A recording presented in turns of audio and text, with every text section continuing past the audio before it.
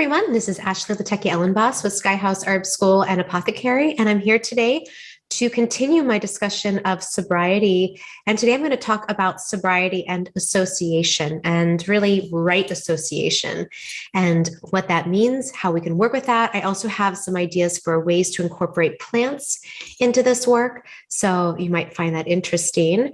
This is also my first video here with my new haircut. I hope you like it. I love it. It feels so good to have my hair short. So yeah, I know in the last one I was like, I'm doing something big. I'm cutting my hair. And then some people were like, well, you didn't even really cut it. And I'm like, I cut 12 inches. It was down to here. It was down to my waist. So it may not be a shortcut, but it's short for me. So anyway, thank you for everyone who was very supportive, because it was so nice to hear your comments to say, go for it and do it. And I am glad I did. All right, so now on to today's subject. But before I do that, I was told by someone to say, please subscribe, please like this video if you do, and please share it with a friend. I don't typically do that, but I'd love to have more people follow me so that they can hear the work of the plants and the work that I am here to share with you. So please do that if you can. And now, let's talk about sobriety and association. So I want to say this about sobriety, that I know it's not a path for everyone. It's a hard path, especially living in this world where society, really wants us to be inebriated all the time. And I'm not just talking about substances, but the media, the news. I mean, there's all of these things that keep us inebriated in some way. And my teacher, Rukmini Devi Dasi, or Rukmini Walker, who I've been interviewing in other shows, you can listen to those on my channel. She says that we all have a God-sized hole that we're trying to fill. And I just love that. And I feel like with addiction, that's exactly it. There is a God-sized hole, or God-shaped hole, that is just in everyone's heart. And we're just doing whatever we can to try to fill that hole. And we use substances and relationships and our work, whatever it is, to try to fill that hole. And it's only God-sized and God-shaped. So the only thing that can really fill it is God. And I know for those of you who are not religious, like, I'm not preaching here religion. I'm just saying, like, in terms of a context, that I think for a lot of us that are seeking sobriety, when we find something like AA, Al-Anon, NA, ACA, or adult children of alcoholics, when we find these groups and we see that there is an underlying cohesive spiritual message, it's actually very, very comforting. And it's very helpful to be like, oh, this is a problem that I have to seek a higher power for help with. This isn't something that I can do on my own, which is part of this idea of association. And it's also something that I can't do without plugging into a larger network. And there's so many different networks out there. It's just, you have to find one that's big enough to fill that hole. So to talk a little bit about association here, and all of these different groups that people join to support the sobriety is so important. It's such a cornerstone, I think, of really any path of recovery, is finding people who are also on the path, and this can just be really tremendously helpful. But before we dive into what is helpful, I want to talk a little bit about also what is harmful, because they actually exist together. And sometimes we don't realize that some of the things that we're doing, how they're actually really taking us off the path of sobriety. And when I say sobriety, I don't even mean, for those of you listening, maybe you're not 100% sober, but maybe you're trying to use less substances, right? Maybe it's just like you're just, trying to be more conscious of what you take in. So even then, who you surround yourself with matters. And I wanted to ask you this question. Think about who you associated with in high school. What was the group like that you spent the most time with in high school? Like, what was the common interest? Like, what was the thing that you had in common with these people? And so for some of you, it might have been like sports. Maybe you were on a team together, or you all played sports. Maybe for some of you, had art in common, or you had music, or if you were me, You had the Grateful Dead and drugs as your common culture, and trying to, screw the system. Whatever group you were in, though, there was a commonality. And so the definition of the word association is an organized body of persons with a common purpose. So in high school, there was an organized body of people with a common purpose, and that fit what you were also likely interested in, or what you ended up getting swept along with. And so I think that's just such an interesting thing to notice, and to think about how that association really influenced your daily activities, like how much homework you did, how much you practiced, what did you do when you were out of school in your leisure time? What did your weekends look like, right? And so who you hung out with really impacted that. So now let's think about right now. Think about, who do you associate with now? If you're like me, it's the bubble of my family. It's my husband and my 2 kids. That's kind of like my main association bubble. But for those of you, you might also think about, who do you work with? What is the culture like at your workplace? And what is the common purpose of the people you work with? And I was thinking about when I was, I spent a lot of time in the restaurant industry. My dad was in the restaurant industry. So when I was young, I started working at a pizza place. Then I started waiting tables, and I waited tables through college. And the restaurant industry, like that whole culture, is about, let me serve you. It's all service. And then it's also like, afterwards, let's party. So there was this like service, happy, make cash, and then go to the club, go to the bar. And that's pretty much what everyone did at every restaurant that I ever worked at. So, you can think about, well, what is the culture, and what is the shared sort of purpose and interests of the people that you work with? And is that healthy? I was just talking to a client. I know I'm not supposed to be seeing clients because I'm on sabbatical, but she's a friend. So, I was talking with her, and her workplace, she was just describing the people, the type of interactions. And I was like, oh, that sounds terrible. Like, I'm so sorry. I'm so sorry that this is the group that you're associating with right now. Let's think about, what are some options? How can you disassociate or dissociate from that behavior? You might not be able to leave the job, but what parts of the culture can you dissociate from? So we talked a lot about that. Now, other groups that you might associate with might be special interest groups, and some might be sports teams, or if you have craft hobbies, like maybe herbalism, you've got your herbal people, or if you're in astrology, you've got your astrology crew, right? So these are people with shared interests. Maybe there's parent groups because of your children's schooling, religious groups, spiritual groups, right? So we have all these different groups.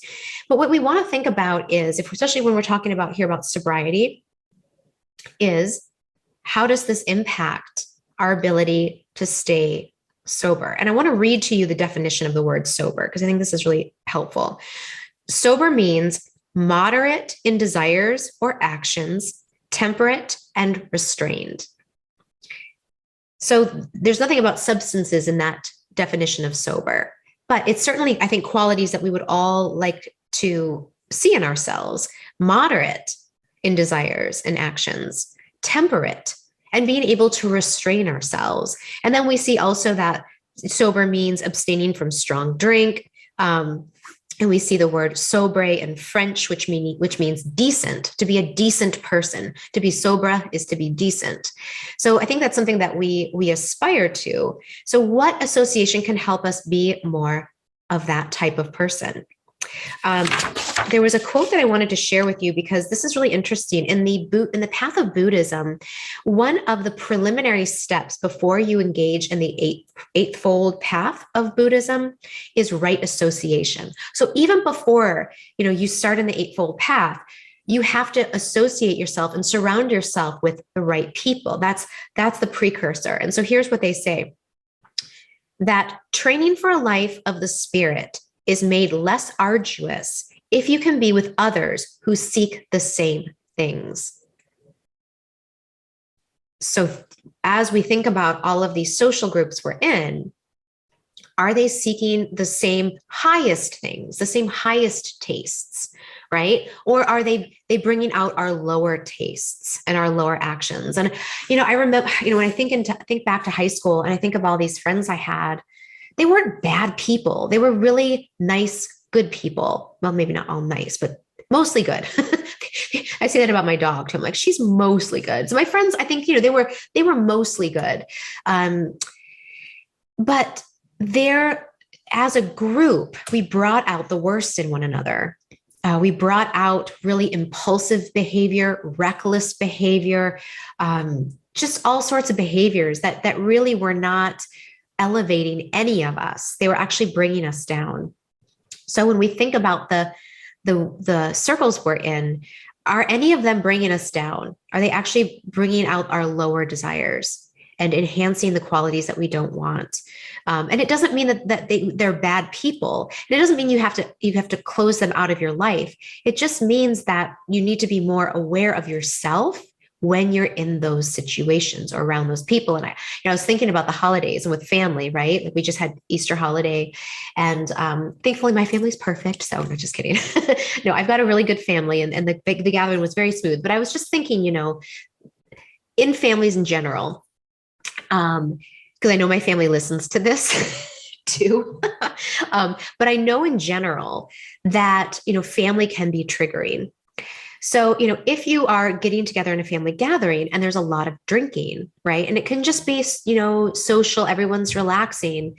Just notice what that does to the energy and to the level of conversation in that group. And what if you are the sober person?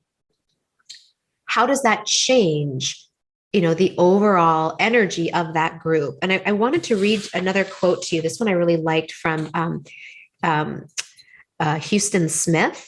He's a leading scholar of religious studies. He says, health is as contagious as disease, virtue as contagious as vice, and cheerfulness as contagious as moroseness. So if we are, when we're in an environment, the thing that I think of too is not only am I being influenced by those around me, but I have the capacity to influence others too. So if I choose in that situation to not have a drink, then I have the possibility of also being health and, having cheerfulness and like having a certain type of energy that can also influence the group. And in small ways, and small ways can lead to bigger ways. But if you just think small and just think, how can I be the best version of myself and trust that if I stay in that place, that it will have a ripple effect on others. That's really powerful stuff. That's where really good stuff happens. That's how I've been influenced, is by people who stay a steady path, and they're steady in their words, they're steady in their actions. And over time, it inspires me to do the same in my life. Let's see. I also wanted to talk about the power of association to determine our outcomes. And this is a really great quote by a Christian gospel singer named Paul Anenche.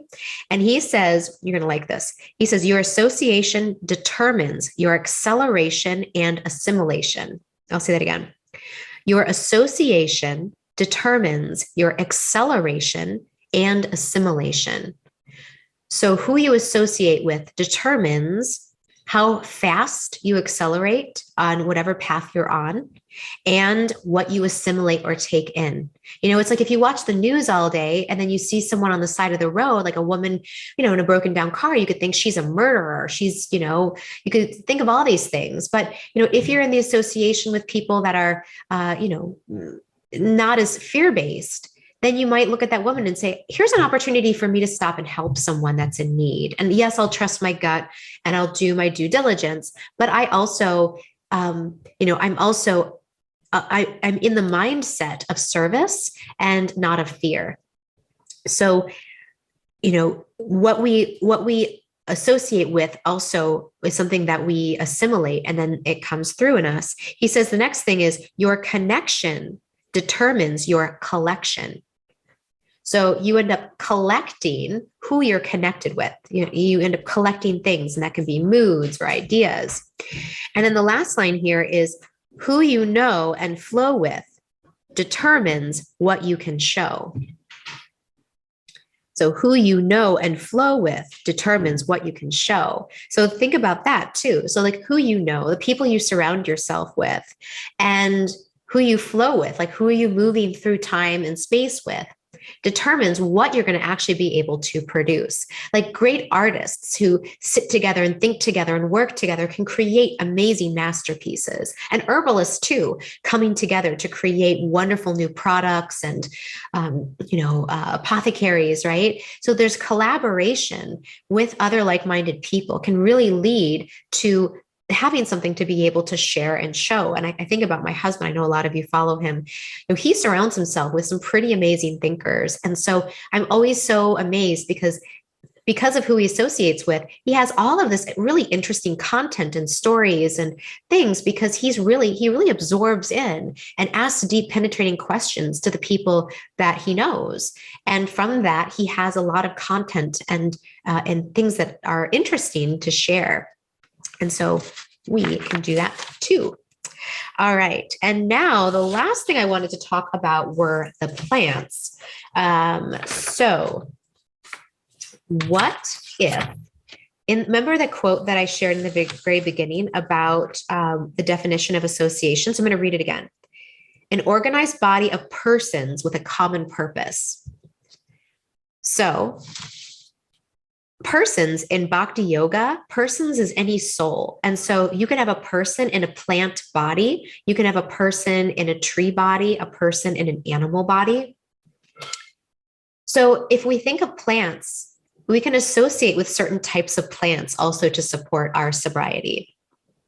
So for example, what are the triggers for you that lead you to want that extra cup of coffee or to have that drink after work? Or to reach in the bag of chocolate.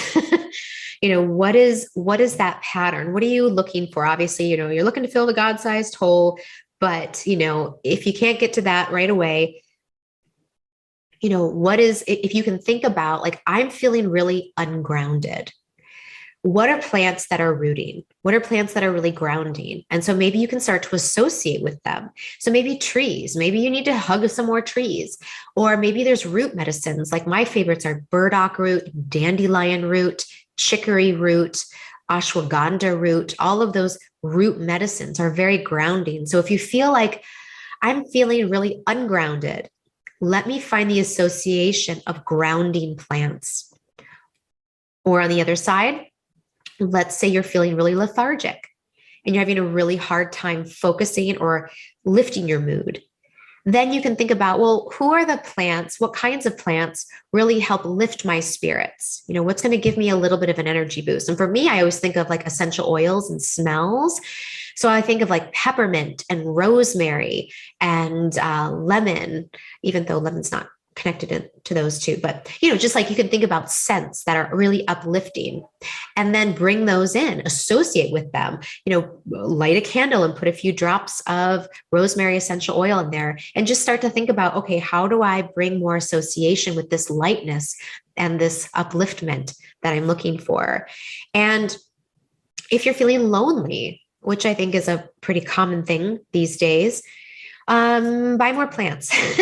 You can reach out, you can go to your local nursery. There's always plants there. Even there's plants at CVS now and weird random places, but maybe you need to buy some plants and find association by caring and tending for another living being. That's a really good therapy. It's really good for our hearts and our souls.